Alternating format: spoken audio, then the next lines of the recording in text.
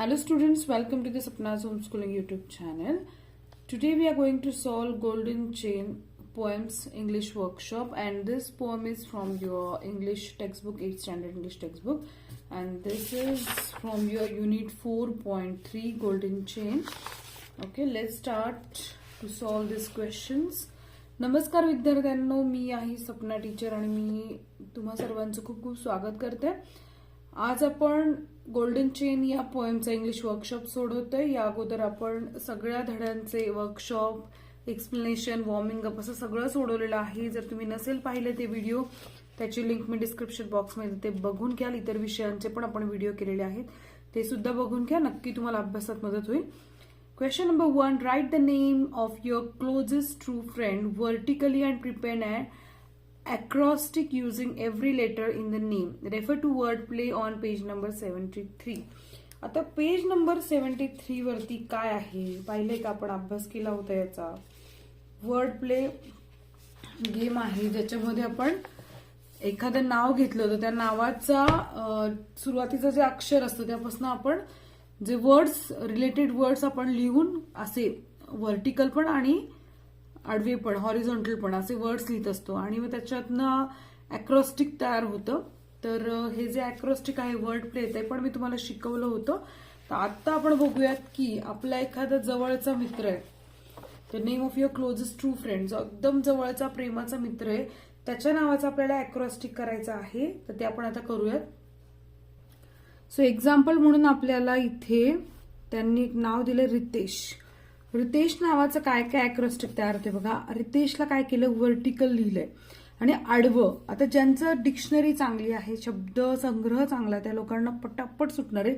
आणि ज्यांचं नाहीये चांगला, त्यांनी चांगला करायचा किंवा मग शब्द लक्षात ठेवायचे. ओके, आता आर पासून रिलायबल होतो, आय पासून इन्स्पायरिंग होतोय, टी पासून ट्रस्टवर्दी, म्हणजे रिलायबल म्हणजे विश्वासार्ह, इन्स्पायरिंग म्हणजे प्रेरणा देणारा, ट्रस्टवर्दी म्हणजे विश्वास ठेवू शकतो, एनकरेजिंग म्हणजे प्रेरित करणारा, सपोर्टिव्ह म्हणजे एकदम पाठिंबा देणारा, हार्डवर्किंग म्हणजे कष्टाळू. म्हणजे आपल्या मित्राविषयी प्रत्येक शब्दाचं एक विशेषण आपण तिथे जोडतो, त्याची विशेष माहिती सांगतोय. असे आपल्याला अॅक्रॉस्टिक तयार करायचं. तर तुमचं कोणतंही मित्र किंवा मैत्रिणीचं नाव घ्या, चला उभं लिहा. आता इथे मी संध्या नाव घेतलेलं आहे. तर संध्यापासनं एस पासनं सेन्सिटिव्ह, ए पासनं सेन्सिटिव्ह हळवी, अडोरेबल, एन पासनं नॉटी, डी पासनं डॅशिंग, एच पासनं ऑनेस्ट, वाय पासनं यंग ॲट हार्ट आणि ए पासनं अमेझिंग. आता इथे आपल्याला दिसतंय की आपण प्रत्येक विशेषण प्रत्येक शब्दापासून इथे लावलेलं आहे.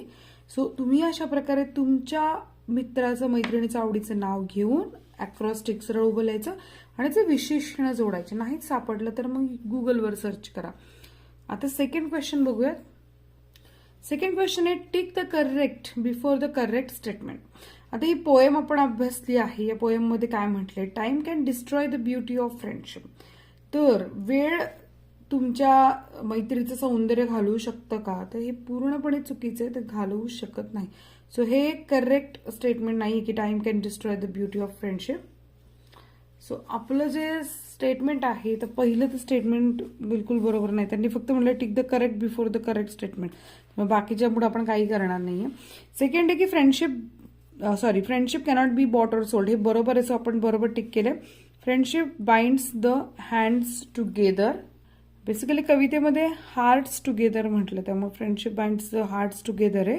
Friendship is like a real and rare one precious jewel. तर हे एक स्टेटमेंट एक अगदी बरोबर आहे. दोन स्टेटमेंट कवितेप्रमाणे बरोबर आपल्याला इथे मिळालेली आहेत.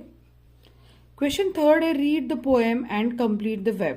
आता हे वेब आपल्याला कम्प्लीट करायचं आहे. Friendship is compare to. Friendship, मैत्री कशा कशासोबत कम्पेअर केली कवितेमध्ये, ते आपल्याला इथे या रकान्यांमध्ये लिहायचंय. चला फटाफट लिहून घ्या. Friendship compare to strong place tie. Friendship compare to beauty. Friendship compare to worth for more than gold, and friendship compared to priceless gift. Friendship compared to precious jewel and friendship compared to golden chain. तर अशा प्रकारे इथे व्यवस्थित लिहून घ्या. Question 4 आहे, say why friendship is compare to the following. त्यांनी विचारलं की का मैत्रिणींची तुलना केलेली आहे गोल्डन चेन, सोनेरी चेन बरोबर, प्रेशियस ज्वेल म्हणजे अमूल्य दागिन्याबरोबर, अ प्राइसलेस गिफ्ट म्हणजे ज्याची किंमत करू शकणार नाही असं अनमोल गिफ्टबद्दल ते का तुलना केली त्याची कारण आपण लिहायची आहेत. याचं उत्तर बघा. Friendship is compared to the golden chain because it has links and each link is one friend that connects to another friend to form a friendship. म्हणजे फक्त एक मित्र नसतो ना आपला, खूप सारे मित्र असतात. एक मित्र झाला की दुसरा, दुसरा की तिसरा, अशी एक शृंखला तयार होते मैत्रीची आणि ती इतकी सुंदर असते. जशी सोन्याची चैन आपल्यासाठी फार अनमोल असते आणि अशी कड्याकड्यांनी ती गुंफलेली असते, तशी मैत्रीची चेन असते. सोन्याची चेन सारखी मैत्रीची चेन असते. पुढचं आहे प्रेशियस ज्वेल म्हणजे अनमोल दागिना. A friendship is compared to the precious jewel because precious jewel is so expensive and valuable for us. एखादा अनमोल दागिना आपल्यासाठी फार खास असतो आणि खूप महाग असतो तो आणि अमूल्य असतो, त्याची किंमत नाही करू शकत आपण. असा इतका अनमोल दागिना, तशी मैत्री असते. Priceless gift. Friendship is compared to the priceless gift because friendship is so special in our life. It has special value. We cannot decide its price. Priceless gift म्हणजे काय मोल करणार त्या मैत्रीचं, ज्याची किंमतच होऊ शकत नाही. खूप खास असते मैत्रीची, खूप खास किंमत असते आपल्यासाठी, याची किंमत नाही करू शकत आपण. ठीक आहे. क्वेश्चन 5 बघूयात. क्वेश्चन नंबर 5 आहे, refer to the poem and write down 5 reasons why friendship is the best gift anyone can give you. मैत्री ही सगळ्यात अनमोल भेट आहे असं कवितेतनं आपण काय करायचं, कारण लिहायची. ते 5 कारणं. पहिलं त्यांनी दिलं, it grows more precious as each year passes. म्हणजे मैत्री इतकी खास होत जाते जसजसे वर्ष लोटत जातात तसतशी. तर अशी आणखीन काय 5 कारणं आहेत ते आपण इथे लिहायची आहेत. तुम्हाला गंमत सांगू का, मला वाटतं मी हा चॅनल काढून आता 2 वर्ष, 1.5-2 वर्ष झाली आहेत आणि तुमच्यापैकी बऱ्याच जणांशी माझी नक्कीच मैत्री झालेली आहे की जी आपली मैत्री आता 2 वर्ष जवळजवळ वाढली, वृद्धिंगत होत चालली आणि अशीच ती वाढत जाणार आहे, हो की नाही. सो अशीच तर मैत्री असते ना जी वाढत जाते वर्षानुवर्षात. आता याची कारणं कवितेत काय दिली ती आपण बघूयात. आता आपल्या इथे रिझन्स लिहायचे, कारणं लिहायची. पहिलं कारण काय, की it grows more precious as each year passes. हे कारण तर आपल्याला आधीच दिलेलं आहे. दुसरं आहे की friendship is a priceless gift, कारण मैत्री ही अनमोल भेट आहे. थर्ड आहे की it helps to have understanding friends, कारण ती आपल्याला मदत करते चांगले समंजस मित्र द्यायला. चौथं कारण आहे the valuable chain of friendship is a strong and blessed आहे, कारण ही जी अनमोल जी चेन असते ना मैत्रीची, ती कशी असते, खूप मजबूत असते आणि अशी घट्ट बांधलेली असते.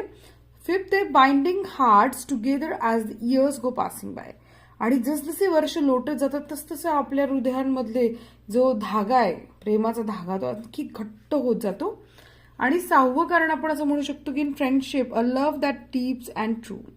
मैत्रीतलं प्रेम कसं असं खोल आणि असं खरं सच्च असतं. आपण म्हणतो ना माझा मित्र सच्चा आहे, मैत्रीण सच्ची आहे, आणि त्याचं प्रेम कसं निखळ आणि निस्वार्थी असतं. सो ही सगळी कारणं आहेत आपल्याला कवितेमधनं समजतात की friendship is the best gift anyone can give you. Question number 6 आहे, write the words that go with the following. हे जगात सोपं आहे कारण आपल्याला सगळे शब्दांचे आधीची विशेषणं फक्त इथे लिहायची आहे, त्यामुळे खूप झटकन तुम्ही हे उत्तर सोडवणार आहात. चला मी तुम्हाला पटापट याची उत्तर येते.